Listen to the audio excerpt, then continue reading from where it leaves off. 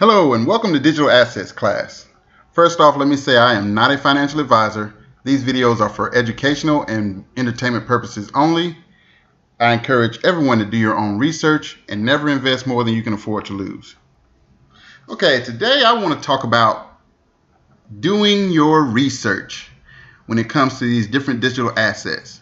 Now, there's a lot of different ways to do research, a lot of different ways people do research. Some people, they ask other people's opinions. They want to find out, from someone they may respect or that has, had some financial success. They want to know what they think about different digital assets, from Bitcoin to XRP, various different coins. They want to know their opinion. And I'm going to tell you this little story. Back when I was younger, we had a rotary phone. A lot of younger people may not have ever seen one, let alone ever used one, but we had a rotary phone. You stick your finger in the dial, you turn it. If you mess up, you got to put your finger on the thing and close it, end the call, and then start all over again. Big headache. Went from rotary phones to push button phones, which were better. You know what I'm saying? Everybody liked the push button phones, this, that, and the other. So you went from push button to handheld, and then handheld to cellular, so forth and so on. But as a kid, I remember watching cartoons and seeing the Jetsons. And on the Jetsons, they had these handheld phones and also like phones or video screens in their wall where they could call up somebody and talk to them face to face. You could actually see them and talk to them as if they were, in the room or whatever. You actually see them and talking to them face to face. So as a kid, this is a cartoon. This will never come true. If you ask anybody's opinion at that time, this is, for me, it'd be, early 70s, early to mid 70s, when I was really into the Jetsons and Popeye and, Tom and Jerry, all these different cartoons.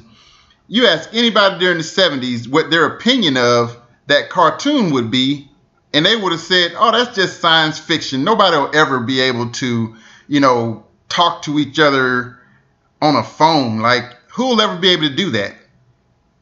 Someone had the vision of being able to talk to your friends, family, face to face on a handheld device. Someone had that vision. And now we have FaceTime, we have Google's Duo, all of these different applications that allow you to talk to your family and friends across the country, across the world. You can actually, see your grandkids playing and stuff. They can talk to you and see you. The world has become a lot smaller because of technology. And in the same way that as a kid, I'm sitting up here watching the Jetsons and, talking to adults and everything, and they're saying that's just fantasy, that'll never come true. The same thing is happening with digital assets and cryptocurrencies. If you ask someone's opinion, they may not have done any research.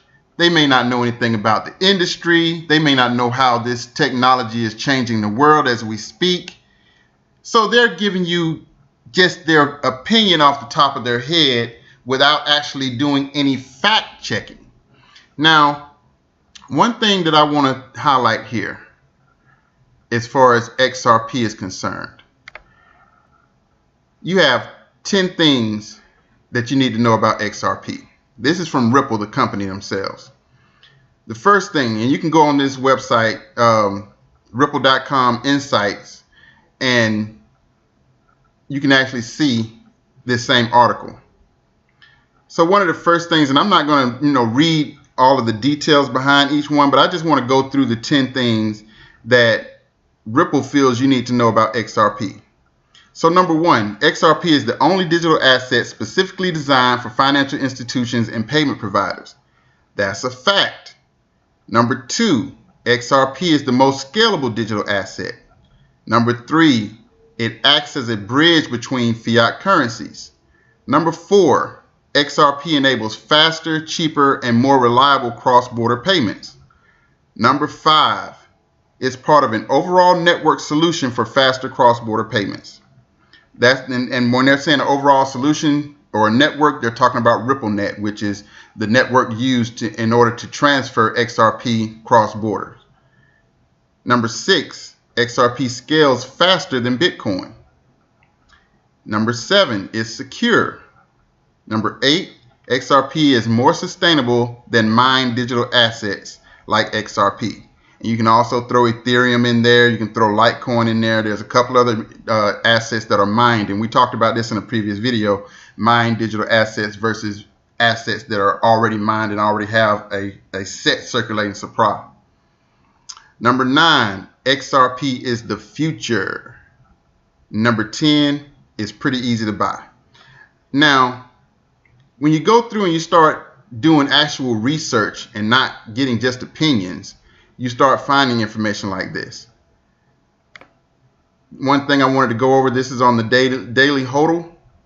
They did an article on the bank is Exim. That's the name of the bank. But they're going to be the first bank using Ripple's XRP-based XRapid, and they reveal imminent launch, plans to power payments across 80 countries. These are facts. This is not opinion.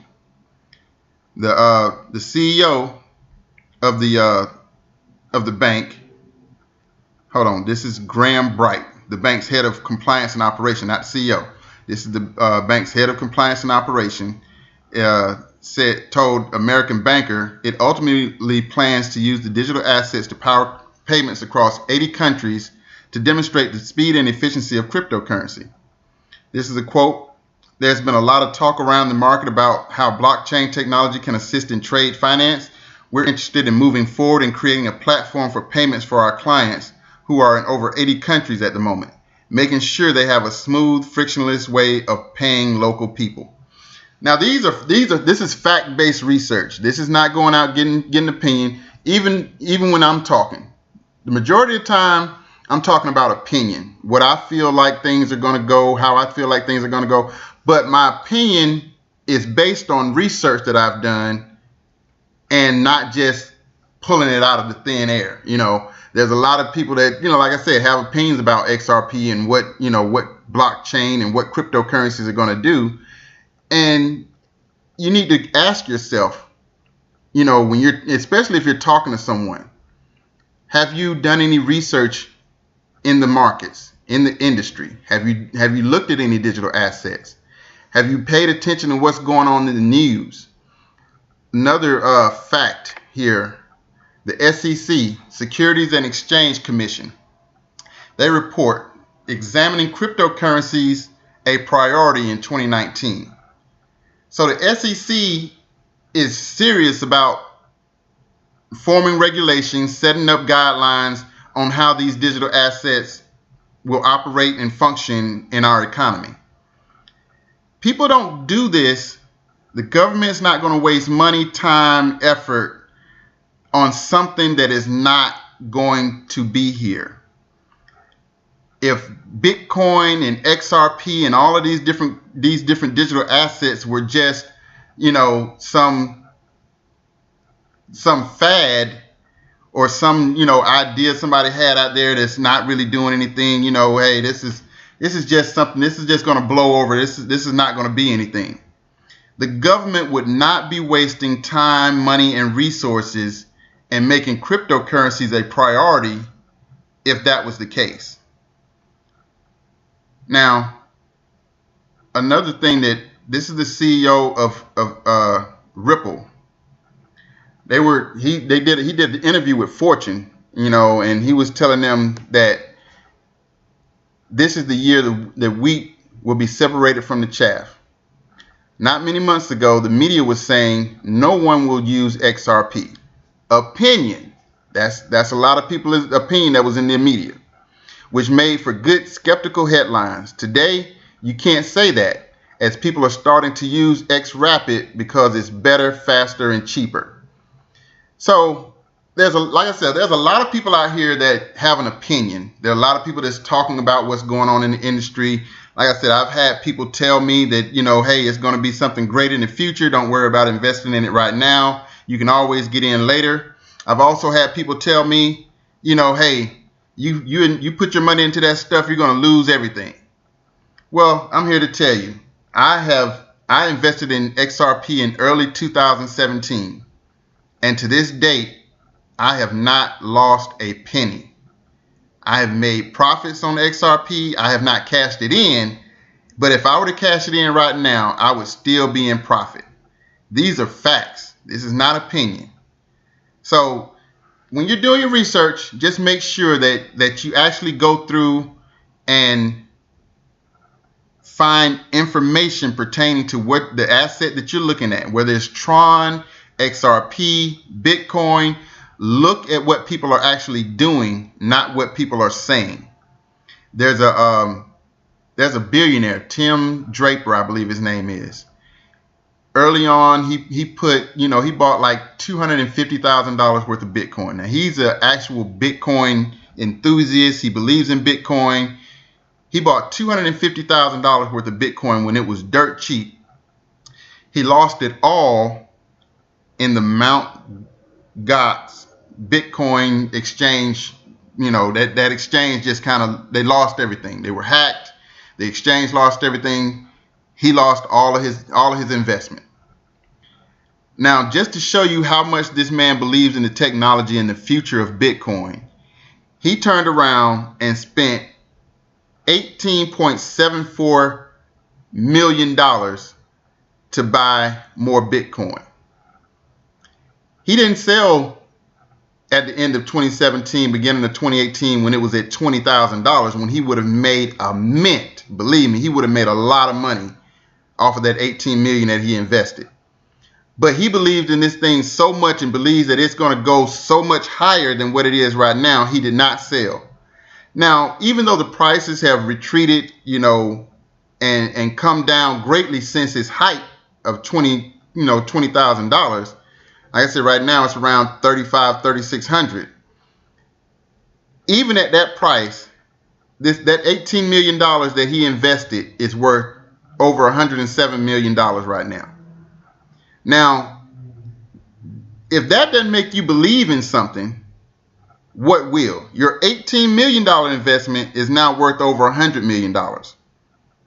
That's what we have our hands on here, people. This is the type of investment that we are looking at. Taking a small amount over a short period of time, like I said, 2 to 5 years, 3 to 6 years, however you want to look at it, and making life-changing money. That's what we're looking at. And not only that, when you look at what XRP represents, which is cross-border payments, being able to send money from, say the US to Mexico. XRP solves so many real-world problems. When people are trying to send money back home to whether it be Europe or Mexico, Thailand, Korea, they're here in the United States and they're trying to send to all these different countries. They're paying huge fees just to send this money across. If you go to, say MoneyGram charges you, say, $10 to send something domestically. If you try to send something internationally, that price goes up dramatically because there's a lot more fees involved. There's a lot more money that needs to take place. XRP is solving a real world problem when it comes to cross-border payments. Those fees will be greatly reduced, and it won't cost people as much. Like I was hearing Jungle Inc. talk about earlier on one of his videos. Poor people, the cost of not having technology costs poor people more than anyone else. So poor people always seem to pay more. They don't have the great credit. They don't have the ability to go out to, say if they deposit their money in a bank, because they may not have large deposits on hand. The bank often holds their money for 5 to 7 days, and if they don't want their money to be held, then they have to go to a check cashing place and pay higher fees in order to cash their checks. So when you think about the real world problems that XRP and digital assets are solving, these are some of the things you have to think about. Not just, when you think about, okay, yeah, people are going to make a whole lot of money. True enough. This is true. But it's also going to save people a whole lot of money. And That is going to be the beauty of digital assets, XRP, and the future, where people don't have to pay as much money in order to do the things that they're trying to do, as far as, provide for their families, send money back home, things of that nature. You may even have a military person stationed overseas, and they're trying to send funds back home to their families or whatever. They're paying huge fees in order to do that. So, like I said, when it comes to doing your research, go out, seek articles, seek communities. One of my favorite communities is the XRP community blog. They have a blog that you can go and you can get all kind of information as far as how XRP works, what's going on in the XRP community, what new technologies are being developed, like XRP tip bot, things like that. Go out and actually seek and find out information and do your real research, your fact checking research, and not just going by people's opinion, including mine. Like I said, I'm just another person that's giving opinions on what I feel is going to happen. So do your own research, and once again, never invest more than you can afford to lose. I thank you guys for listening. Please like, subscribe to my channel, and I'll talk to you guys later. Thanks. Bye.